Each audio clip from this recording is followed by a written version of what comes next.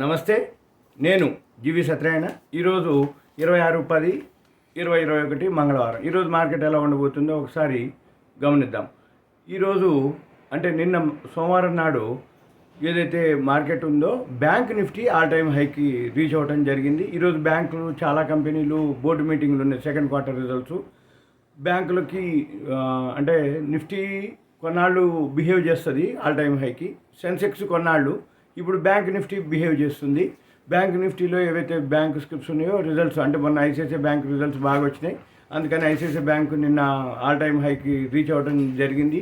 అందుకోసం bank Nifty కూడా all time హైకి రీచ్ అయింది. తర్వాత నిన్న మన సెన్సెక్స్ వచ్చి 145.43 పాయింట్లు పెరిగి 60,967.05లో క్లోజ్ అవ్వడం జరిగింది సెన్సెక్స్. నిఫ్టీ వచ్చి 10.50 పాయింట్లు పెరిగి 18,125.40 పాయింట్లలో క్లోజ్ అవ్వడం జరిగింది. ఇక బ్యాంక్ నిఫ్టీ వచ్చి ఆల్ టైమ్ హైక్ చేరింది. 868.75 పాయింట్లు పెరిగి ప్లస్ 868.75 41,192.40లో క్లోజ్ అవ్వడం జరిగింది. ఇక తర్వాత నిన్న టర్న్ ఓవర్ వచ్చి 64,31,192.76 కోట్లు. 64,31,192,076 కోట్లు. ఇది టర్న్ ఓవరు. ఇంకా 2 రోజులే ఉంది మనకి. ఇవాళ మంగళవారం, గురువారం నాడు weekly closing, monthly closing, October month. Almost చాలా వరకు కంపెనీలు బోర్డు మీటింగ్ రిజల్ట్స్ ఉన్నాయి. ఇవాళ చాలా కంపెనీలు ఉన్నాయి, బ్యాంకులు ఉన్నాయి. అవన్నీ నేను మీకు చెప్తాను. తర్వాత ఆల్రెడీ రిజల్ట్స్ ఏవైతే బాగున్న కంపెనీలు ఫాలో అయినా కానీ మళ్ళీ నెక్స్ట్ మంత్ నెక్స్ట్ ఫ్యూచర్లో నవంబర్లో మళ్ళీ పెరిగే అవకాశాలు ఉన్నాయి. ఇక తర్వాత ఎఫ్ఐఐలు వచ్చి నిన్న 2,459.10 కోట్లు సెల్ చేయడం జరిగింది. ఎఫ్ఐఐలు అంటే ఫారెన్ ఇన్స్టిట్యూషనల్ ఇన్వెస్టర్స్ 2,459.10 కోట్లు సెల్ చేశారు. అలాగే డిఐఐలు డొమెస్టిక్ ఇన్స్టిట్యూషనల్ ఇన్వెస్టర్స్ 2,390.23 కోట్లు బై చేయడం జరిగింది. అంటే ఫారెన్ ఇన్స్టిట్యూషనల్ ఇన్వెస్టర్లు సెల్ చేశారు, మన డొమెస్టిక్ అంటే మన ఇండియన్ మ్యూచువల్ ఫండ్స్ బై చేసినాయి. అంటే 2,459 కోట్లు వాళ్ళు అమ్మితే 2,390 కోట్లు వీళ్ళు బై చేశారు. ఆల్మోస్ట్ కొంచెం అటు ఇటుగా. తర్వాత ఈరోజు సింగపూర్ ఎక్స్చేంజ్ నిఫ్టీ ఇప్పుడు 47 పాయింట్లు ప్లస్లో చూపిస్తుంది. అంటే మరలా మన ఇండియన్ మార్కెట్ కూడా గ్యాప్ అప్ తోటి ఓపెన్ అయ్యే అవకాశాలు ఉన్నాయి. అంటే సుమారు 47 అంటే 4 రెట్లు సుమారుగా, అంటే సుమారు 200 పాయింట్లు సెన్సెక్స్ గ్యాప్ అప్ తోటి ఓపెన్ అవుతుంది. కానీ అప్రమత్తంగా ఉండాలి. ఎందుకోసము అంటే ఎల్లుండి ఎప్పుడైతే వీక్లీ మంత్లీ F&O క్లోజింగ్ ఉందో వరల్డ్ మార్కెట్లు, ఏషియన్ మార్కెట్లు, యూరోపియన్ మార్కెట్లు పాజిటివ్ ఉన్నా మన మార్కెట్, మన బిహేవియర్ మన మార్కెట్దే ఉంటుంది.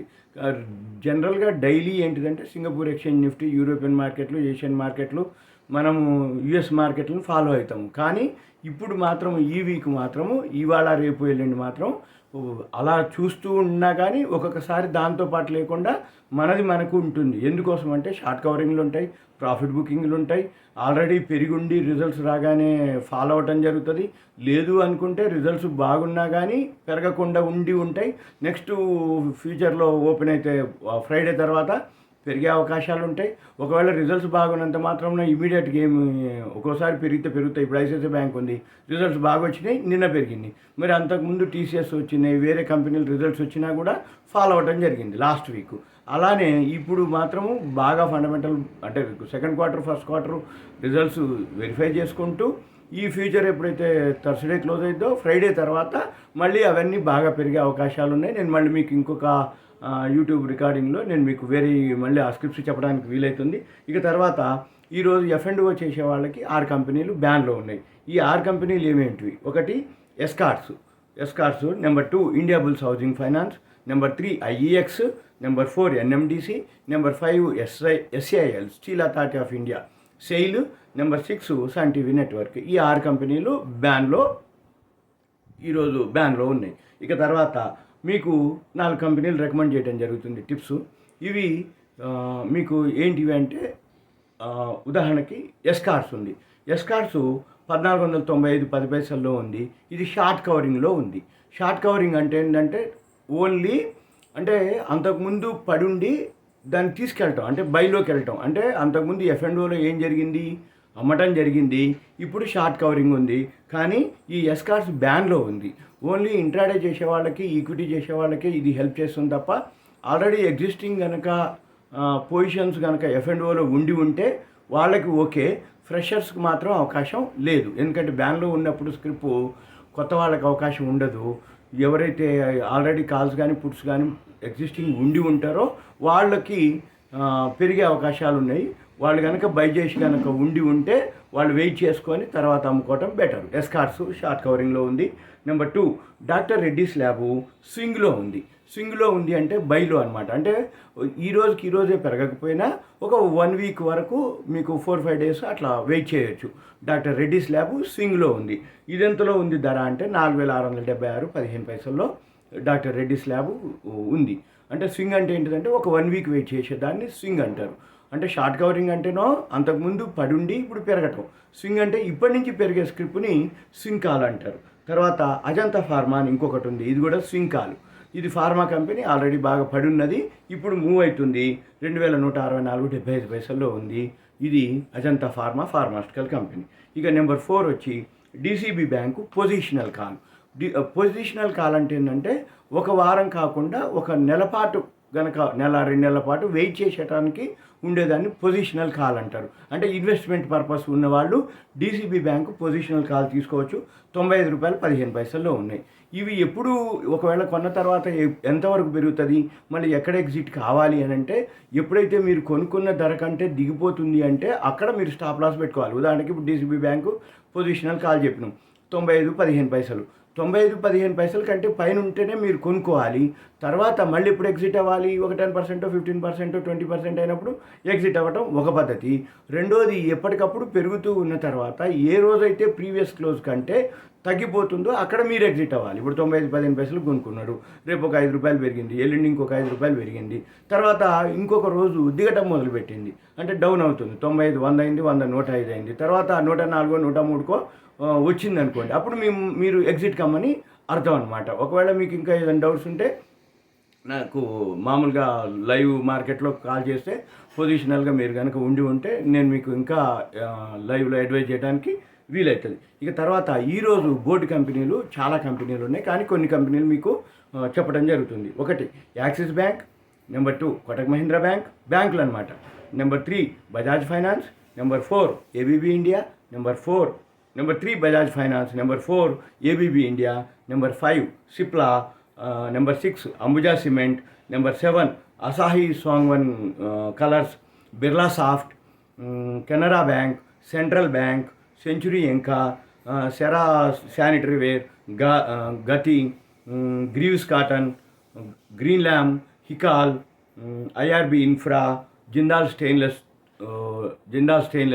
Number 19 Lal Path Lab, number 20 Mahindra life sciences Developers, Mahanagar Gas, MRPL, Nippon Life, AMC, Persistent Systems, PI Industries, Sharda Cropchem, Shiva Cement, Surya Roshni, Symphony, Torrent Pharma, వాప్కో, జెన్సార్ టెక్నాలజీస్. ఇవి ఒక 32 ఉన్నాయి, ఇంకా చాలా ఉన్నాయి. కానీ ఇందులో ఏ గ్రూప్ షేర్లు మంచి కంపెనీలు నోటెడ్ ఉన్నటువంటి మీకు చెప్పడం జరుగుతుంది. తర్వాత నిన్న రిజల్ట్స్ వచ్చిన వాటిల్లో 2 కంపెనీలు రిజల్ట్స్ బాగా రావడం జరిగింది. స్పోర్ట్ కింగ్ ఒకటి 1058% రిజల్ట్స్ అప్ వచ్చింది సెకండ్ క్వార్టర్లో. ఇండస్ టవర్స్ ఒకటి బాగా రిజల్ట్స్ రావడం జరిగింది. అది 1130 కోట్లు లాస్ట్ ఇయర్ సెకండ్ క్వార్టర్కి వస్తే ఈ సంవత్సరం 1558.50 కోట్లు ప్రాఫిట్ రావడం జరిగింది ఇండస్ టవర్స్. ఈ ఇండస్ టవర్స్ ఏంటిదంటే ఇప్పుడు రిలయన్స్కి, టాటా డోకోమోకు, ఎయిర్టెల్కు, వోడాఫోన్కు వీళ్ళందరికీ టవర్స్ని సప్లై చేస్తుంది. అంటే వీళ్ళు ఆల్రెడీ ఎగ్జిస్టింగ్ టవర్స్ ఉంటాయి, 5G కానీ స్పెక్ట్రమ్ కానీ ఏదైతే టవర్ కావాలి అనగానే ఎయిర్టెల్ వాళ్ళకి, వోడాఫోన్ వాళ్ళకి వీళ్ళు సర్వీస్ చేసి ఇస్తారనమాట. అంటే వాళ్ళకి టవర్ కావాలి అనగానే వీళ్ళు రెడీగా నా దగ్గర ఇక్కడ ఉంది, మీరు ఎక్కడగా సెట్ చేసుకుంటారో చూడండి, మా దగ్గర ఈ సెంటర్లో రెడీగా మా టవర్లోనే వీళ్ళు వాళ్ళకి ఇవ్వడానికి అనుకొని, ఎప్పుడైతే టెలికమ్యూనికేషన్ బాగా డెవలప్ అవుతుందో ఇండస్ టవర్స్ రాబోయే రోజుల్లో ఇంకా చాలా బాగా పెరుగుతుంది. మీరు తగ్గినప్పుడల్లా కొనుక్కుంటే వితిన్ 1 ఇయర్ లోపల 1 టైము అయ్యే అవకాశాలు ఉన్నాయి ఇండస్ టవర్స్కి. ఓకే, ఇక నెక్స్ట్ న్యూస్లోకి వస్తే Nile Limited AP pollution control board authorisation order ఇచ్చింది. Permitting the company operate Tirupati lead recycling plant expanded 75,000 tons per annum. అంటే ఈ నైల్ లిమిటెడ్ ఏదైతే కంపెనీ ఉందో అది లెడ్ని రీసైక్లింగ్ చేస్తుంది.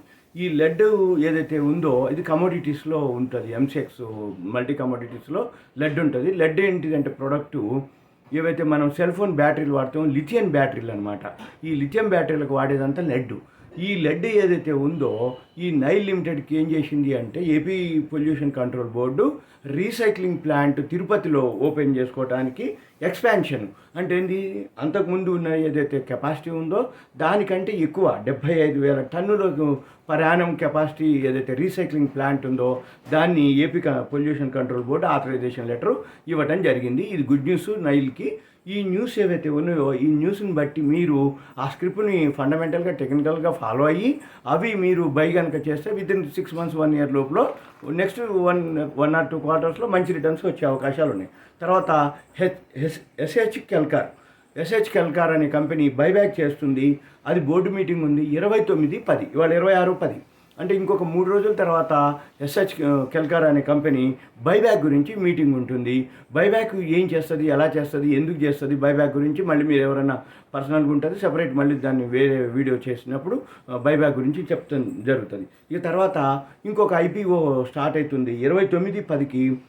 ఫైన్ పేమెంట్స్ బ్యాంక్ అని ఒక ఇష్యూ ఉంది. అది ఐపీఓకే అంటే ఇనీషియల్ పబ్లిక్ ఆఫరు 29/10. ఇవాళ 26 కదా, ఇంకొక 3 రోజుల తర్వాత అది ఓపెన్ అవుతుంది ఫైన్ పేమెంట్స్ బ్యాంకు. దాని డీటెయిల్స్ మళ్ళీ నేను వేరే వీడియోలో మీకు చెప్తాను నేను. తర్వాత రామకృష్ణ ఫోర్జింగ్స్కి ఆర్డర్స్ రావడం జరిగింది. రామకృష్ణ ఫోర్జింగ్స్. ఇక నెంబర్ 5 అక్రిసిల్ లిమిటెడ్కి ప్రొడక్షన్ స్టార్ట్ చేసింది. Additional unit of quartz kitchen sinks 7 lakhs to 8.4 lakhs.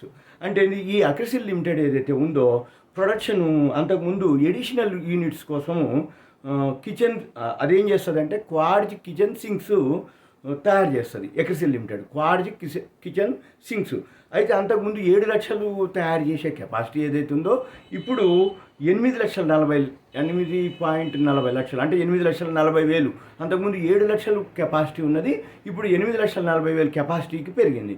అయితే అది ప్రొడక్షన్ ఏమైంది, స్టార్ట్ అయింది. అందువల్ల రాబోయే రోజుల్లో ప్రొడక్షన్ ఎప్పుడైతే ఎక్కువైందో సేల్స్ పెరుగుతుంది, టర్నోవర్ పెరుగుతుంది, ఆటోమేటిక్గా ప్రాఫిట్ కూడా పెరుగుతుంది. ఇది తగ్గినప్పుడల్లా మనము చూసుకోవచ్చు. మళ్ళీ ఏం చేయాలన్నా ఫండమెంటల్స్ టెక్నికల్స్ గ్రాఫ్ చూసుకోవాలి, ఫండమెంటల్గా చూసుకొని అది కనుక బై చేస్తే విత్ ఇన్ నెక్స్ట్ 3-4-6 monthsలో మీకు 50-60% ఈజీగా వచ్చేస్తుంది. ఇక అక్రిసిల్ లిమిటెడ్. తర్వాత టాటా మోటార్స్ ఉంది. టాటా మోటార్స్ రాబోయే 2-3 ఏళ్లలో 15,000 కోట్లని ఇన్వెస్ట్ చేస్తుంది న్యూ ఎలక్ట్రికల్ వెహికల్స్కి. ఇప్పుడు రాబోయే రోజులు మొత్తము కూడా ఎలక్ట్రిక్ వెహికల్సే హవా నడుస్తుంది. అంటే ఎప్పుడైతే డీజిల్ పెట్రోల్ ధరలు పెరిగినాయో, ఎప్పుడైతే మనం జర్నీ చేయడానికి చాలా కాస్ట్ అవుతుంది, అందుకని గవర్నమెంట్ ఎలక్ట్రిక్ వెహికల్స్కి సపోర్ట్ చేయడం జరుగుతుంది. దాంట్లో చాలా కంపెనీలు రావటం జరుగుతుంది. ఇప్పుడు ప్రజెంటు టాటా మోటార్స్ వాళ్ళు రాబోయే ఏళ్లలో న్యూ ఎలక్ట్రికల్ వెహికల్స్ కోసం 15,000 కోట్లని ఇన్వెస్ట్ చేస్తారు. అంటే టాటా మోటార్స్ ఎప్పుడు తగ్గినా మీరు బై కనుక చేస్తే నెక్స్ట్ 2-3 years అనుకో 6 months 1 year తర్వాత మీకు మంచి రిటర్న్స్ వస్తాయి. మళ్ళీ ఏం చేయాలన్నా టాటా మోటార్స్ ఫండమెంటల్ చూడాలి, బ్యాలెన్స్ షీట్లో ప్రాఫిట్ అండ్ లాస్ టెక్నికల్స్ చూసుకొని అది సపోర్ట్ రెసిస్టెన్స్లు చూసుకొని ఎంటర్ అవ్వాల్సి ఉంటుంది టాటా మోటార్స్. ఇక తర్వాత దీపక్ ఫర్టిలైజర్స్ క్యూఐపి ఇస్తుంది.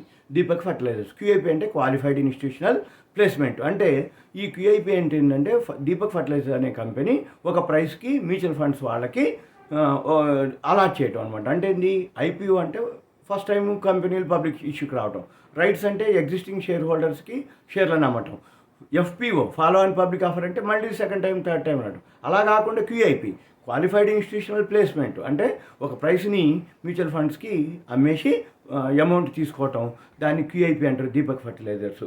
ఇక తర్వాత అదాని గ్రూపు ఐపీఎల్ మ్యాచ్లో ఇప్పుడు ఐపీఎల్ నెక్స్ట్ ఏదైతే మ్యాచ్లు ఉన్నాయో 10 బ్యాచ్లు తయారవుతున్నాయి. ఈ 10 బ్యాచ్లు తయారైతే అమ్మటానికి అంటే నీ ఐపీఎల్లో ఏదైతే ఉన్నాయో అదాని వాళ్ళు గ్రూప్ ఏం చేసింది, అహ్మదాబాద్ బ్యాచ్ని కొనుక్కోవటం జరిగింది ఐపీఎల్. అది ఎంత కొనుక్కుంది, 5,600 కోట్లకి ఐపీఎల్ అహ్మదాబాదు బ్యాచ్ని కొనుక్కుంది ఐపీఎల్కి.